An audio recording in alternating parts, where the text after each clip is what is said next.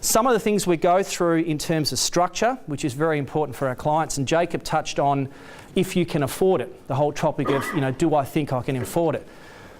We go through a very rigorous process around how we assess a client for taking that particular step, okay, in terms of investment properties. What that includes is we use things like a benchmark rate, okay? So if we look at, let's say you've got a home, you've got an investment property, or you're looking to buy an investment property, the affordability around that, we will use a benchmark rate which is over 8% to see whether you can afford that or not. Not what you're actually going to pay, which is just under 5%, but an actual benchmark rate. Why? So there's some buffer in there, all right, should something go wrong. We also look at things like your income, your rents, potential rents that you get in, and we actually take a little bit off that. So we'll take 80% of the rent or perceived rent that you might get. Why? Leave a buffer in there.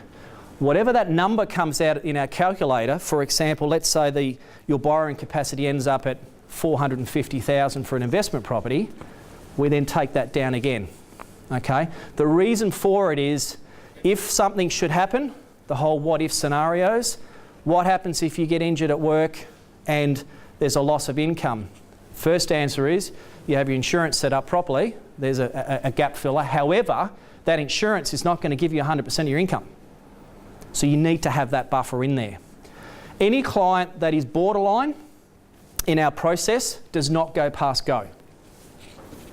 Right? They don't get to choose, they don't get to, and they sit and complain and whinge and carry on. They just don't go past go as far as our model is concerned. It has to be comfortable, it has to be the right outcome, and they have to be able to sleep at night. All right? There are investors who just, struggle with the whole concept of, I'm going to have another mortgage statement coming in the mail, which happens. But you also get the rental statement in the mail showing how much money you just had credit into your bank account.